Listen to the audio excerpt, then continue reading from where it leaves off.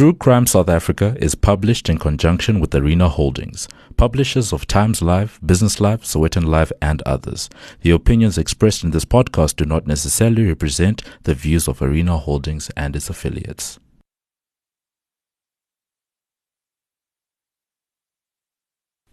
A teenage girl is spending a Friday night with her friends. They're drinking and dancing, laughing and chatting.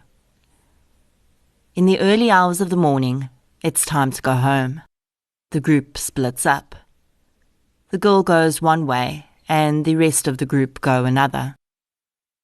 2 hours later, she'll be found between 2 empty cottages on a nearby business premises. Her injuries are unspeakable. But before she succumbs to them, she utters a name. But the question will remain whether the man was friend or foe. This is True Crime South Africa. I'm Nicole Engelbrecht, and you're listening to episode 41, The Murder of Anene Booysen.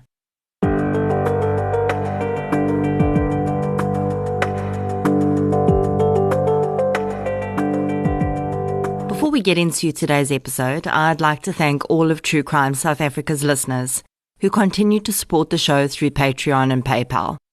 I don't have any new supporters to give a shout out to this week, but I'm so grateful for the ongoing support I receive from all of you.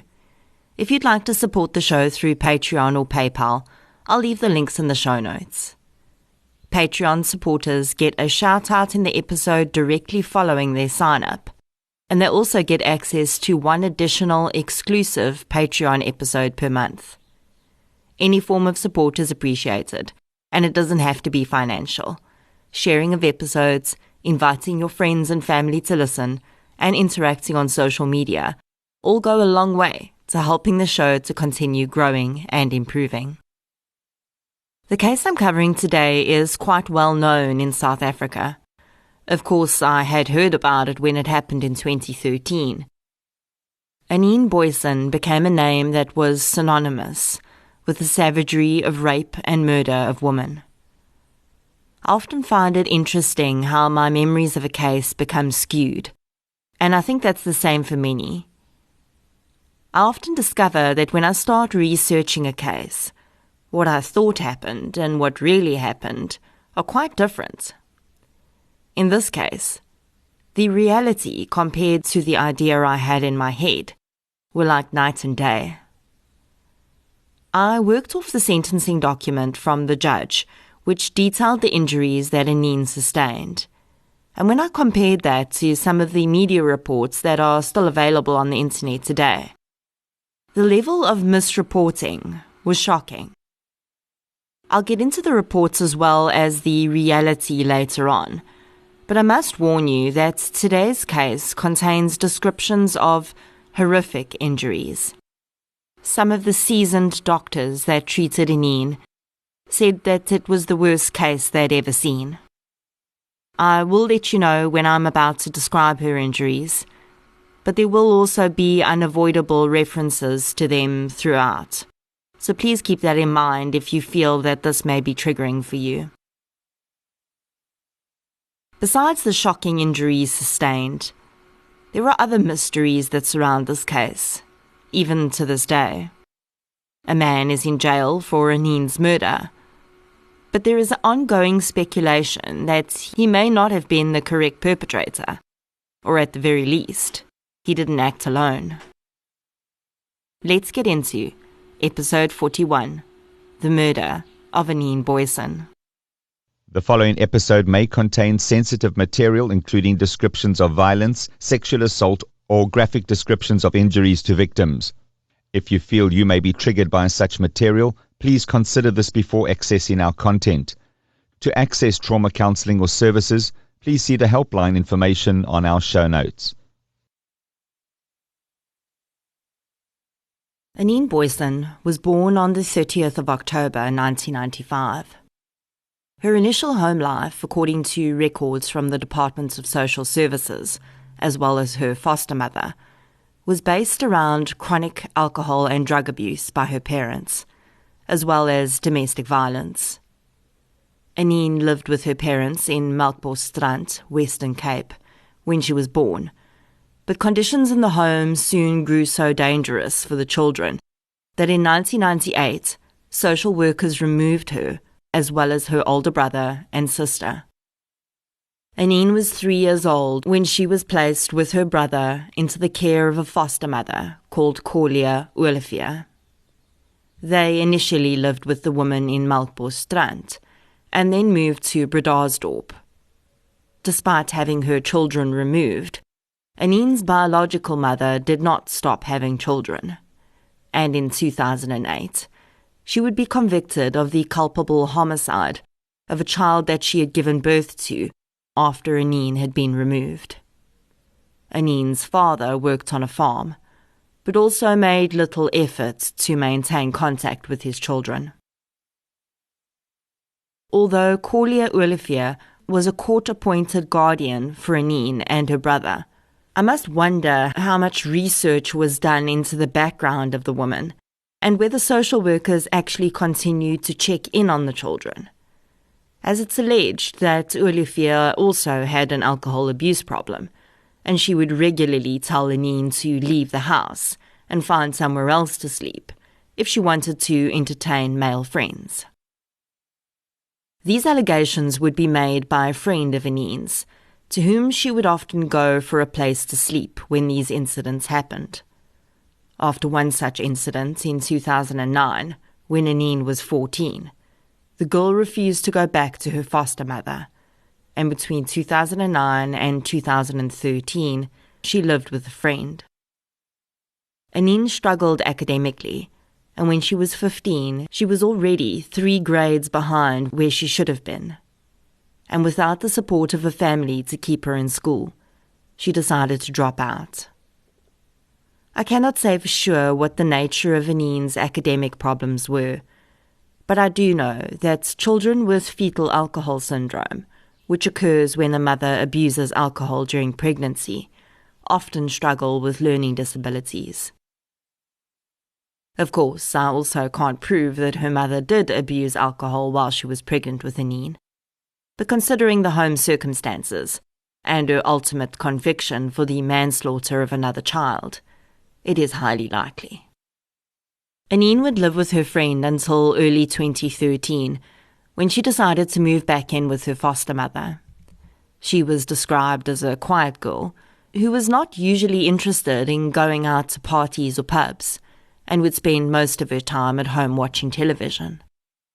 Before we get into the details of the events of February 2013, I want to describe Bredasdorp and the community that Anene lived in to you, so that you can get an idea of the dynamic she was living in. Bredasdorp is about 187 kilometers, or 2 hours and 15 minutes drive from Cape Town. It's a town that predominantly runs on seasonal agricultural activity, so there are very few permanently employed people there, and most communities live far below the breadline. Bredasdorp is a beautiful, sleepy town of about 15,000 residents. But the culture that has developed around seasonal work, or often no work at all, has seen alcohol and drug abuse become an enormous problem. With those substance abuse problems comes violence, and it would emerge after Anene's murder that most of the residents of her community had become so desensitized to violence, especially rape, that it didn't surprise them. Drinking had become a pastime of sorts in this area, as it has in many other poverty-stricken places in South Africa. And the problem is only made worse by the more than 40 illegally operated taverns in the area, giving people alcohol on credit. It would also become clear that it was not just the adults that were indulging. Children in Bredasdorp were growing up fast, and with many of them not having structured home lives, they were simply left to their own devices, which often meant they would go down the same alcohol and drug abuse road as their parents. At this point, Anene was 17 years old, And although it is not legal in South Africa for anyone under the age of 18 to drink, it would not be completely unheard of for a teenager of that age to drink with her friends in any community, really.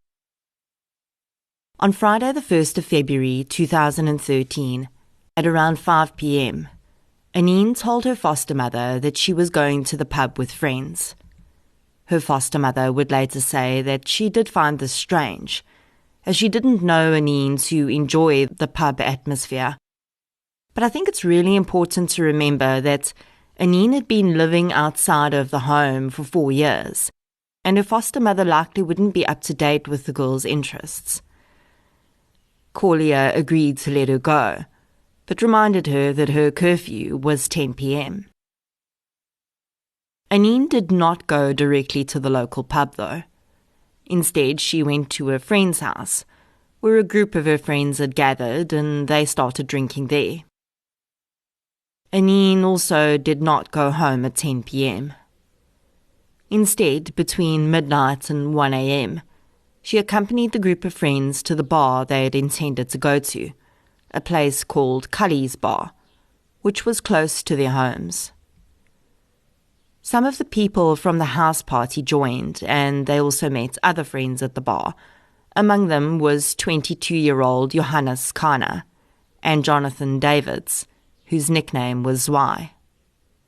Anene didn't know Johannes very well at that point, but one of her friends said that she did have a crush on the good-looking young man. She did know Jonathan Davids, though, and had for several years. Anene's foster mother says that when the girl hadn't returned by her curfew, she and a male friend went to look for the girl between midnight and 1 a.m. Olivia admits that she had also been drinking and was drunk when she went out to look for Anene. Outside of Cully's bar, they found a large group of young people. Among them stood Anene and a young man who would later be identified as Johannes Kana, who was standing behind her with his arms around her. Olivia approached Anene and started to argue with her, insisting that she come home immediately. Anene refused, saying she'd be home when she was ready. And eventually, Olivia left her there, returning home with her friend. Other members of the party testified that the group broke up somewhere between 2 and 3 in the morning, and the last time they'd seen Anene, she was walking with Johannes Kana towards the Asla Construction Company site, about 250 metres away from Cully's pub. Asla Construction is a foundational business in Bredasdorp. They've built thousands of RDP houses for the town's residents and are a source of employment opportunities. The business's building sites are patrolled by security guards 24/7, and the early hours of the 2nd of February were no different.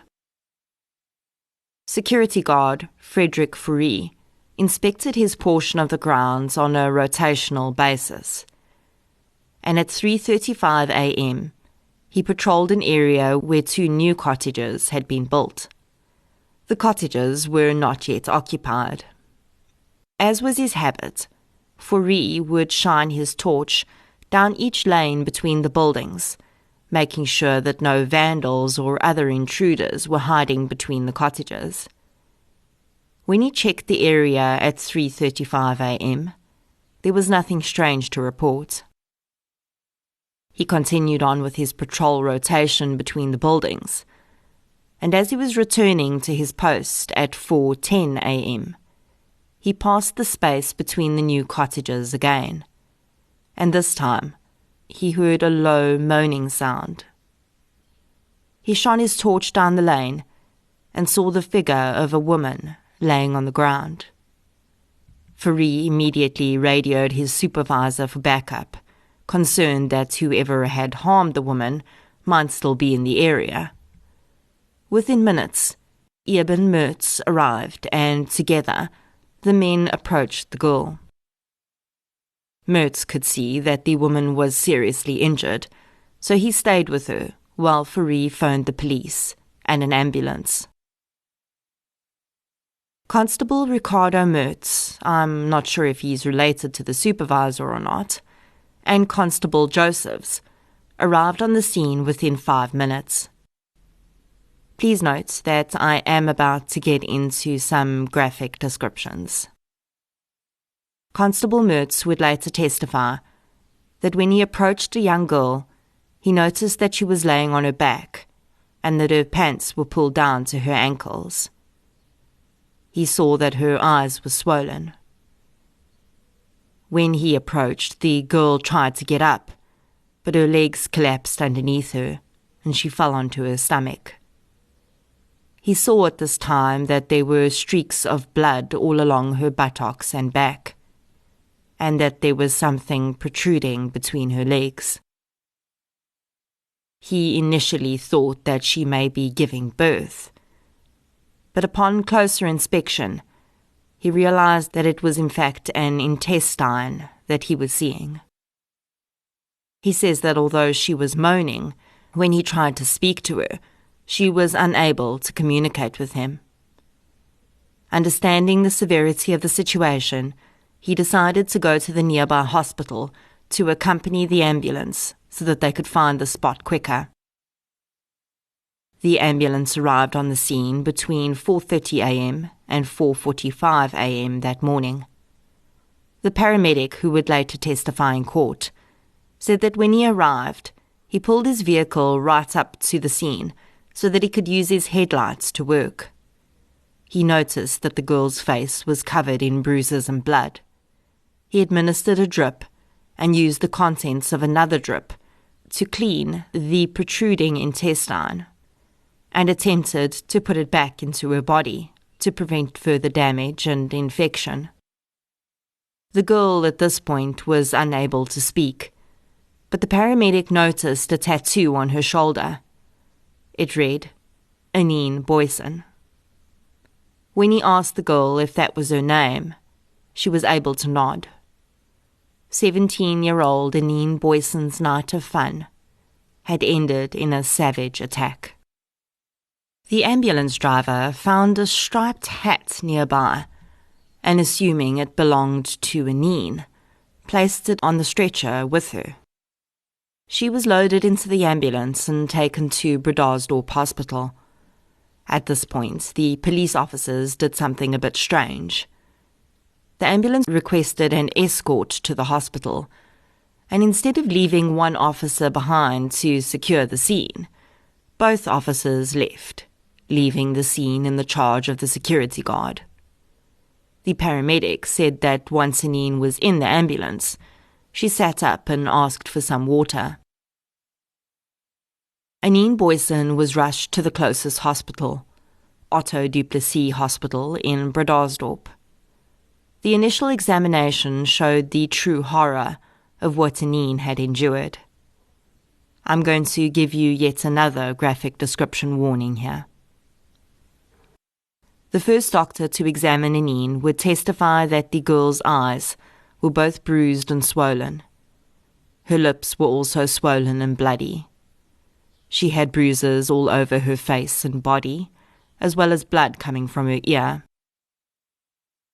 Anene's colon and small intestine had been able to exit her body because the perineum, which is the area that separates the vagina and the anus, had been completely destroyed.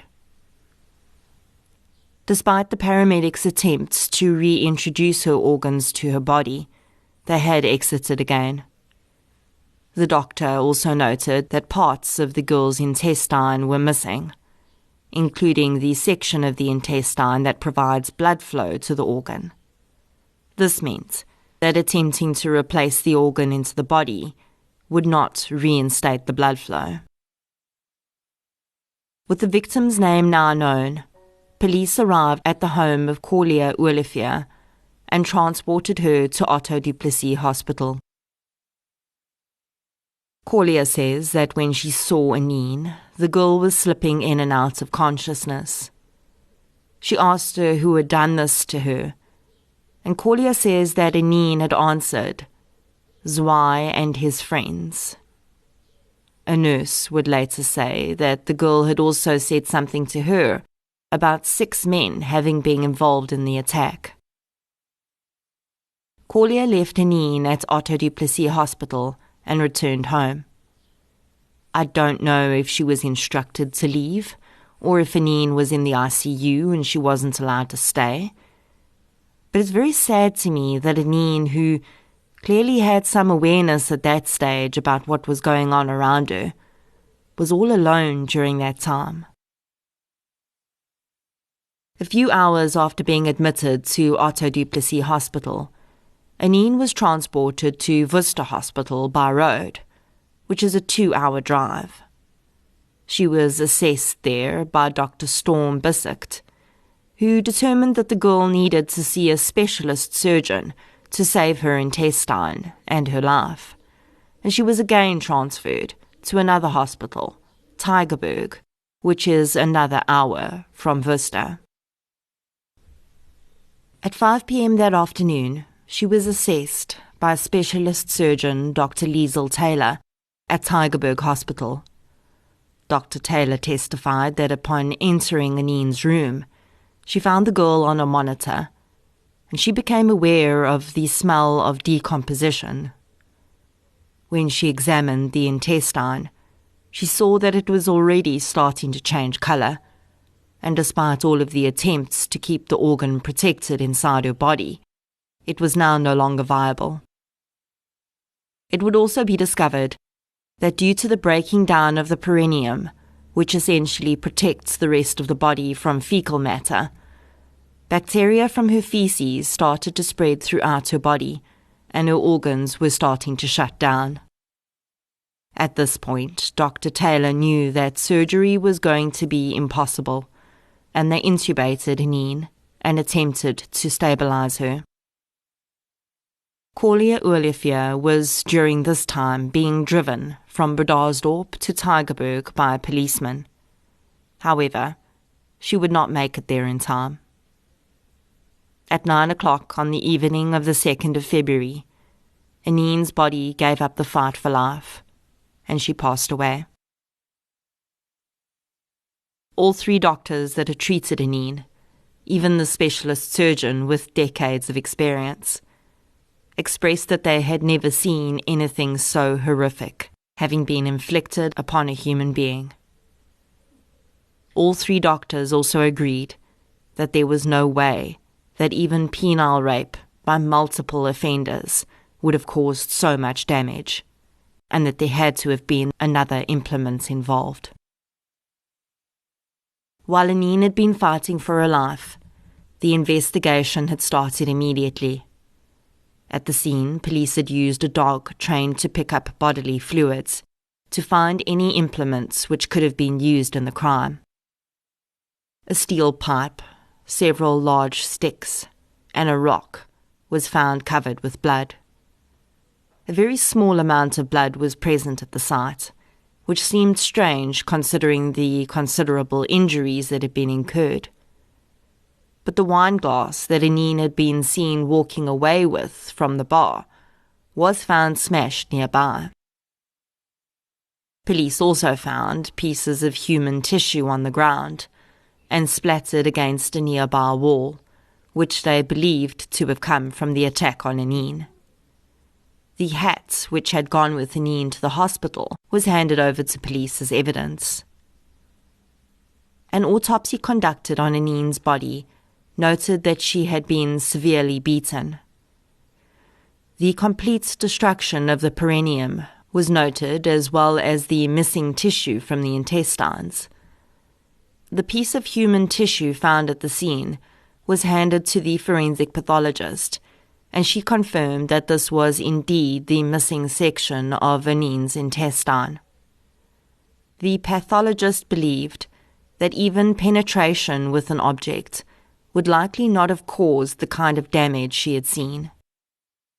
Although she believed that Anene was indeed penetrated with a foreign object, she also thought that the destruction of the perineum was actually caused by blunt force trauma. Anene's attacker, or attackers, had not only raped her, but they had also beaten her vaginal and anal area with such force that the tissue in that area had become completely pulverized. It also seemed evident that the injuries would have been as a result of multiple blows.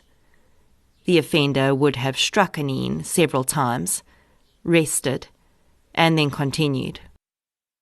Again, the seasoned professional confirmed that this was the worst injury she had ever seen from a sexual assault.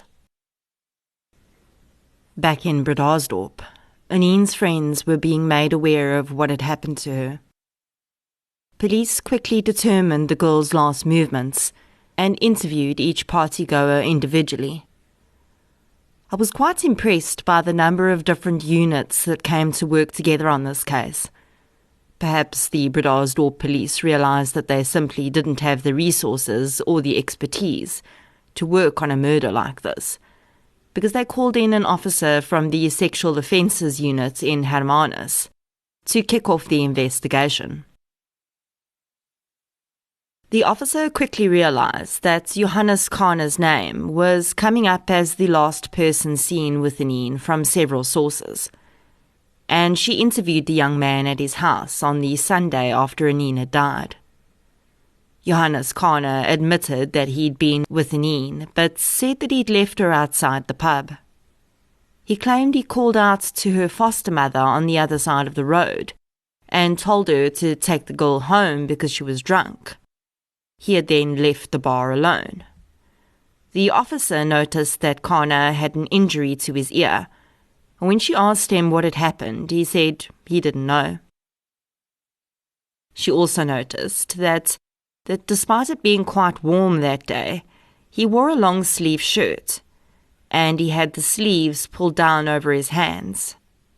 She asked him if he'd show her his hands, and when he did, she saw that his knuckles were cut and bruised and starting to scab over. Again, he had no explanation for how this could have happened. Jonathan David, nicknamed Zwei, who'd been named by Anene as one of her attackers, was also interviewed. He claimed that he left the pub at midnight and had gone home. One of the most disturbing aspects of this case for me is how people that had been there that night, who called themselves Anene's friends, had initially lied to police in an attempt to take the heat off Johannes Kahne. They knew that he had been the last person seen with her. They had seen the pair walking toward the site where Anene would later be found, and by that point, they also knew the full horror of what had happened to their friend, but they still protected Kahne. One girl initially said that she had walked home with Kahne that night. She would later recant that statement. Some of the young people there that night, though, did tell the truth, and it was through them that police were able to determine that the hat found at the scene belonged to Johannes Kahne. Even though he said he'd never seen it before, many people confirmed that he had been wearing that hat the night they'd all been at the pub.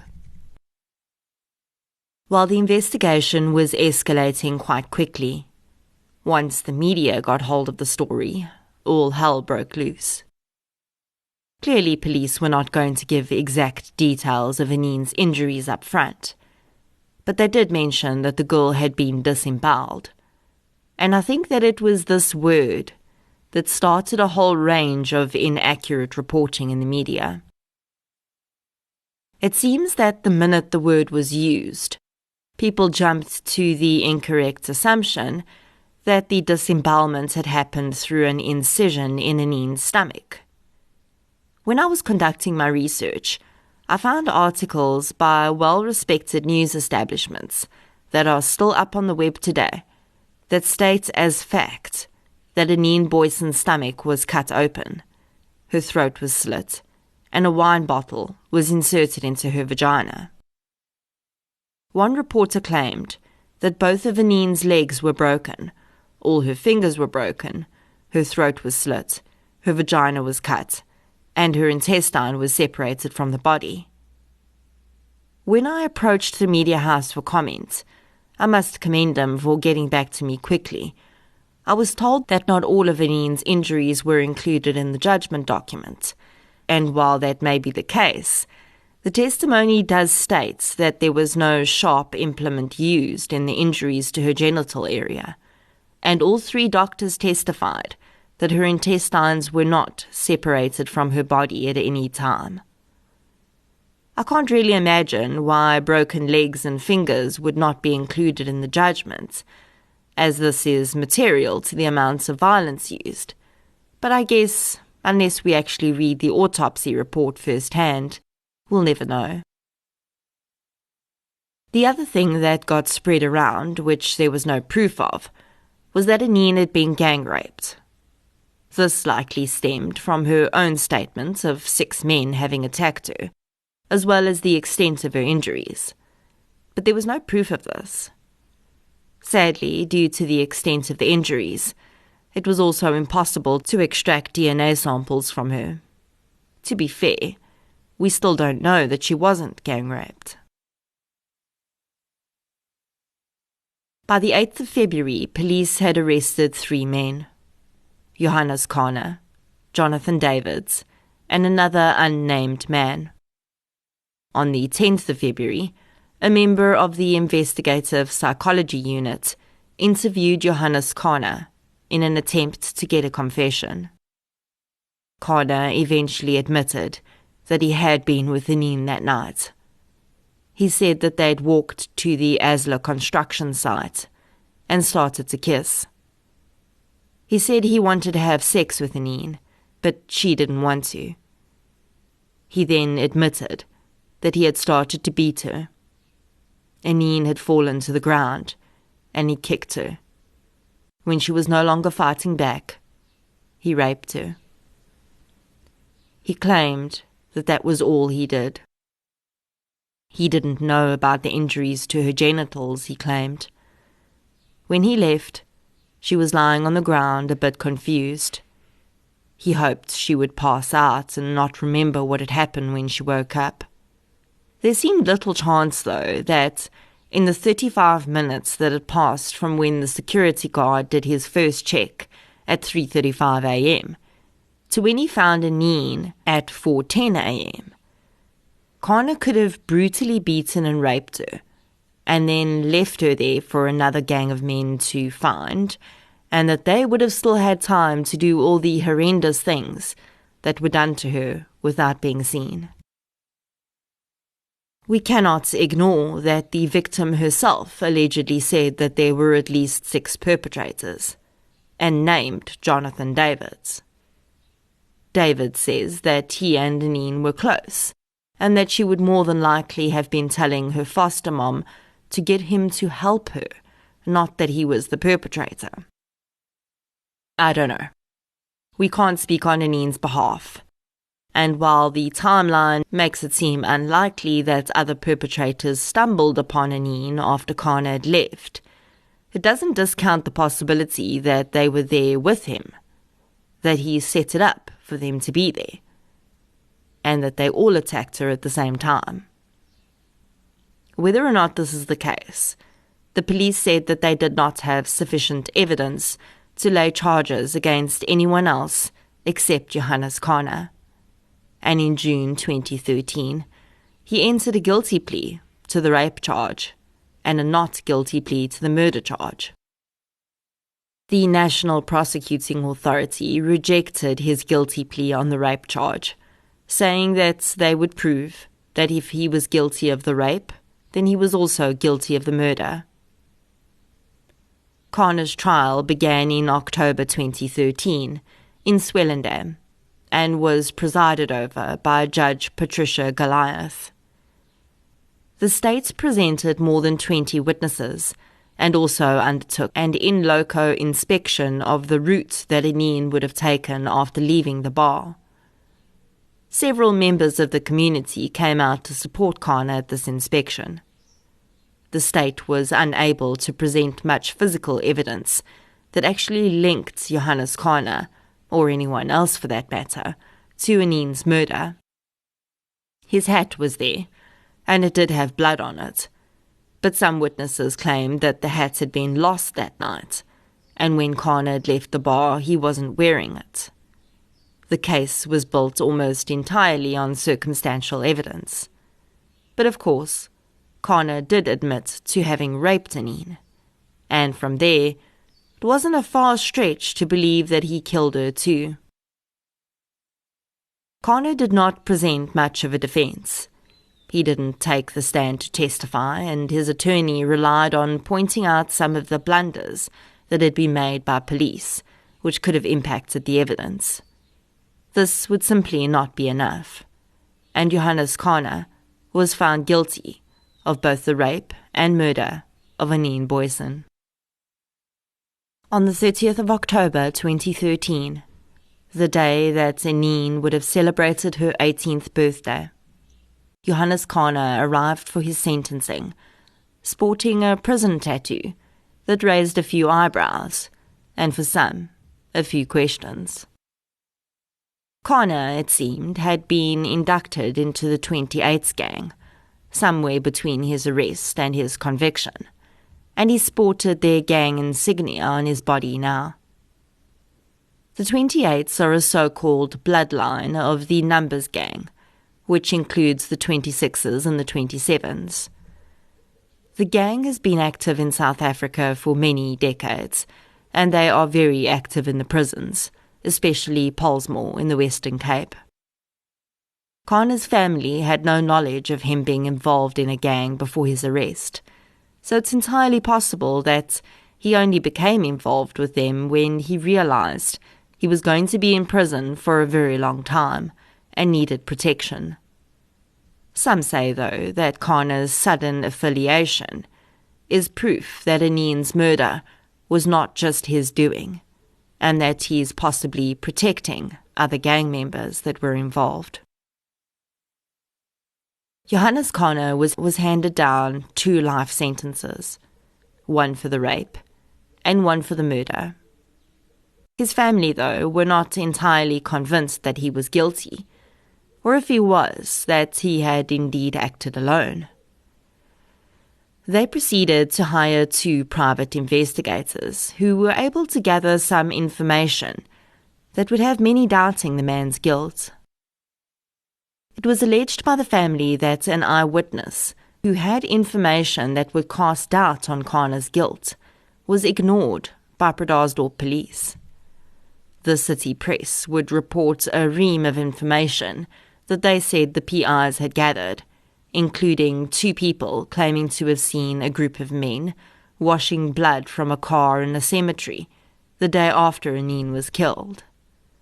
Another 2 people said that they had picked up one of the men who was initially arrested for the crime when he was hitchhiking the day after Anene's murder.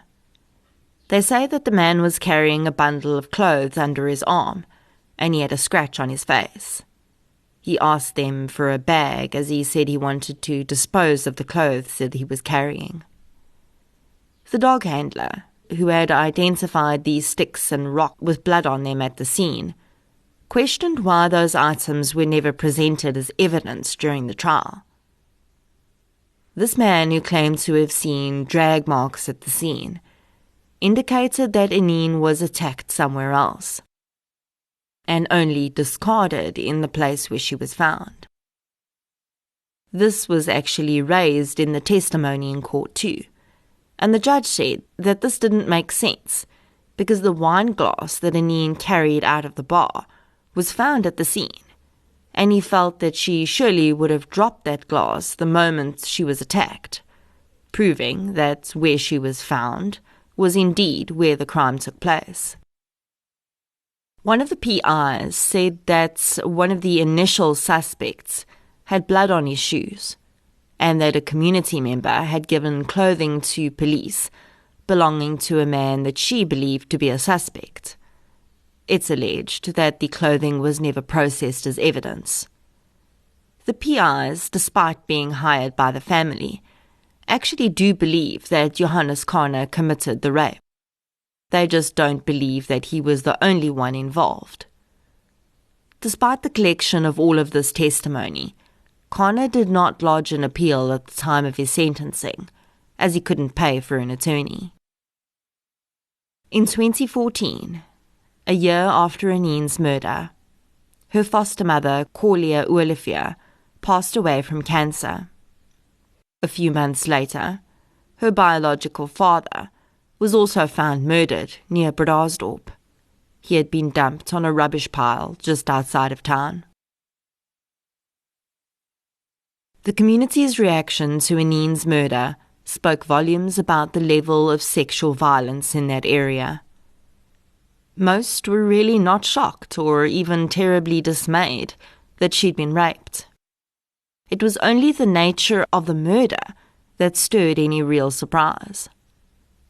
Which begs the question, what are women in these communities living with that they've become so conditioned to find this acceptable? Do they simply see rape as a fact of life and something that is likely going to happen to them at some point? Unfortunately, this would not be the last time that Bredasdorp would see a rape and murder of this nature. In 2015, on the same day that Anene was killed 2 years before, 5-year-old Katie Williams was kidnapped, raped and murdered in Bredasdorp. A man was arrested for a murder, but he committed suicide after his arrest, and it was eventually determined that the DNA found on Katie did not match the man they'd arrested. The little girl's killer has never been identified. Shortly after Katie was murdered, the body of 14-year-old Elna Jafta was found underneath her boyfriend's bed. No one could explain how a 14-year-old girl had been living with a 27-year-old man for more than a year without any questions being raised. In 2016, the body of 23-year-old Sulnita Manho was found very close to the place where Anene was found. Sulnita incurred injuries very similar in nature to Anene's and was also raped with a foreign object. Sulnita had also been at a local tavern when she was last seen. A man called Dalvigo Ward would eventually be found guilty of Sulnita's murder and sentenced to 25 years in prison.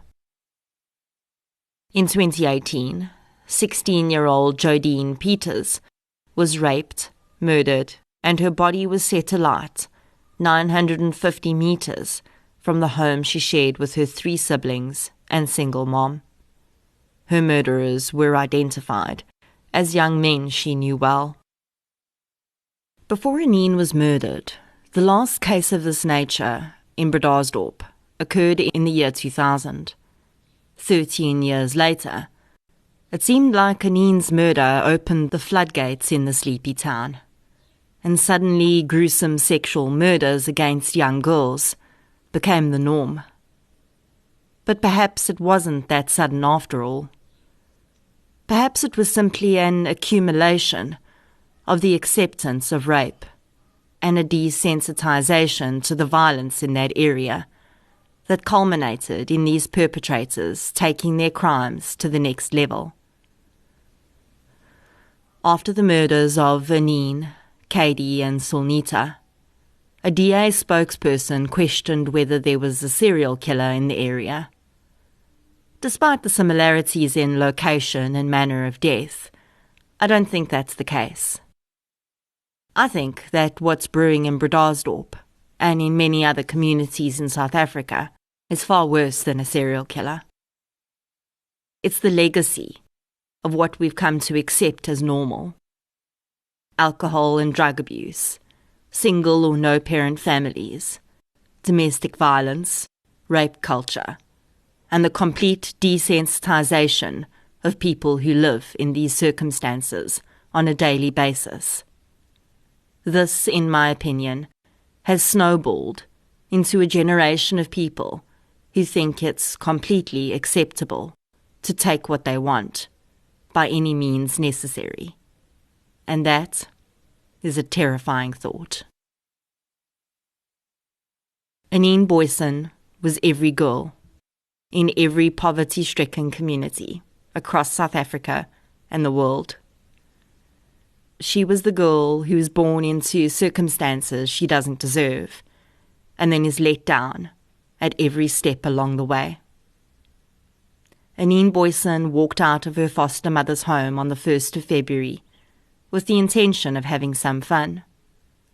Maybe she'd learned from the adults around her that alcohol was the best way to do that. She would likely have felt safe in a large group, surrounded by people she counted as her friends. Sadly, when the chips were down, no one seemed very concerned about what Anene had gone through. Most of her so-called friends protected her killer, and so she was let down again. Some say that justice was done for Anene. Her killer's behind bars, after all. But really, we don't even know that to be true.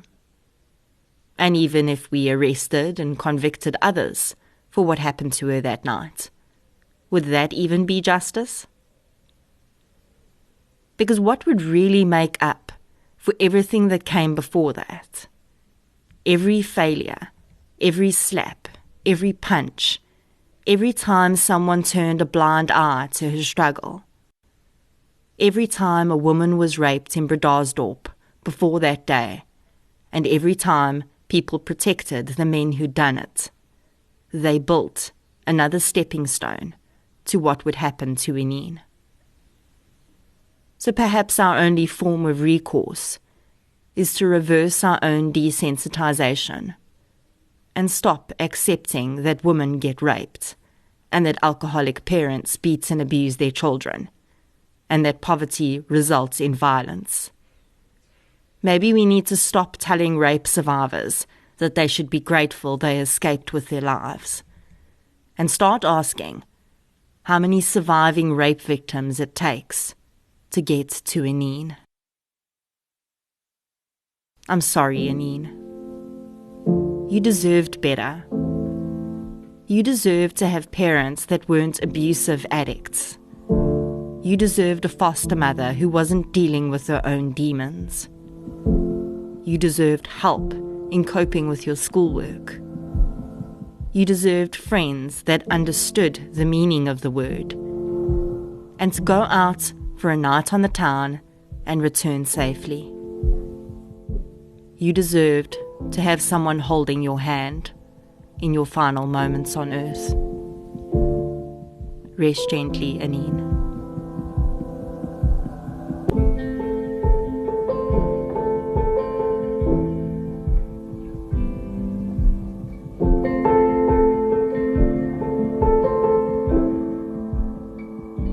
Thank you for listening to episode 41, The Murder of Anene Booysen. If you enjoyed this episode, please remember to subscribe to the show on the app you're using to listen right now. You can also follow us on social media. We're on Facebook, Twitter, and Instagram. I'll be back next Friday with a mini-sode. Until then, as always, thank you for your support, and I'll chat to you soon.